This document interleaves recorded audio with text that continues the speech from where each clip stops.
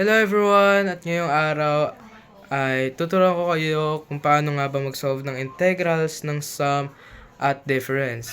Kaya, wag na natin palagalin to. Simulan na natin. Pero kuya, ano nga ba ang formula ng sum o difference ng integrals? Halika, ipapakita ko sa inyo kung ano nga ba ang formula para ma-solve natin ang integrals, mapasum o difference ito. Ito nga pala ang gagamitin nating formula sa sum and difference rule for integration. Kaya halina, magtungo na tayo sa mga examples. At ito ang ating example para sa sum rule. Ang una nating gagawin ay isa-separate yung dalawang integral. Ito yan. Sumunod, ay integrate natin each term. Kumbaga, paghihiwalay natin ang kanilang constant sa kanilang variables. Sumunod, ay i-apply naman natin ang product rule. Sumunod, ay gagamitin natin ito. Paano nga ba nag-work ang product rule? Ang gagawin natin ay mag-add lang ng 1 sa exponent. At kokopyahin lang natin ito para maging divisor. Okay, naintindihan na ba? Magpatuloy na tayo. At kapag nagawa na natin ito o natapos na natin itong ipagplasin, magiging ito na siya. 3x cubed over 3 plus 4x squared over 2. Sorry. Kuya, bakit naka-x tong dalawa? Pwede natin yan i-cancel since parehas naman sila. Constant ng 3 at constant ng 3. Pwede na natin yan i-cancel. Ang matitira na lang ay ang x cube. Ngayon, isi-simplify na lang natin ang lahat. Kopyahin natin x cube. Tapos, 4 divided by 2 na magre-resulta sa 2x cube. Kuya, bakit may c? Huwag kayong mag-alala, laging kasama yan. At yan ay palaging nasa duluhan. Nasa resulta kumbaga.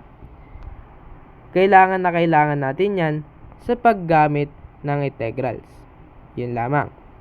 Ngayon, magpatuloy naman tayo sa difference rule. Okay. Ngayon naman ay ang difference rule. Wala naman siyang pinagkaiba. Ang pinagkaiba lang naman nila ay yung sign. Ganun pa rin naman siya i-solve. Separate the integrals. Integrate each term. And then, apply product rule. Still the same. Copy lang ang exponent na magiging divisor. At ang kakalabasan ay ito. 5x raised to 4 over 4 minus 6x squared over 2.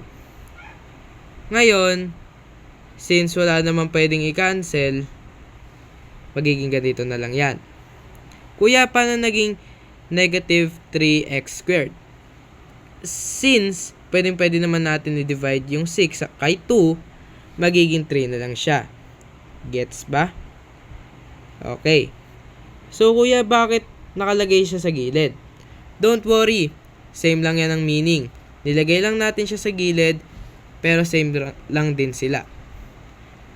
At palagi natin tandaan, huwag kakalimutan ng C. Ngayon, ay gagawa naman tayo ng example na pagsasamahin natin silang dalawa. Magkasama si sum at magkasama naman si difference. Ngayon, ito naman ang example na pinagsama natin ang sum at difference rules. Ang unang-una ulit natin gagawin ay paghihiwalayin sila. Pinaghiwalayin natin sila using sum and difference rules. Sunod ay gagamitan ulit natin ng power rule. Gaya nito, 3 plus 1, 3 plus 1. Ginawa ulit natin silang divisor. Sunod, ito na ang resulta.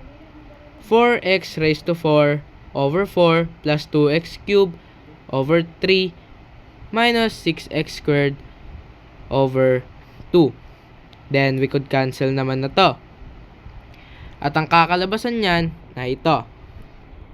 X raised to 4 plus 2/3 x3 minus 3x squared at huwag kakalimutan plus c. Okay.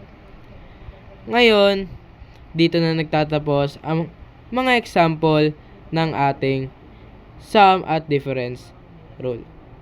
Sana may natutunan kayo.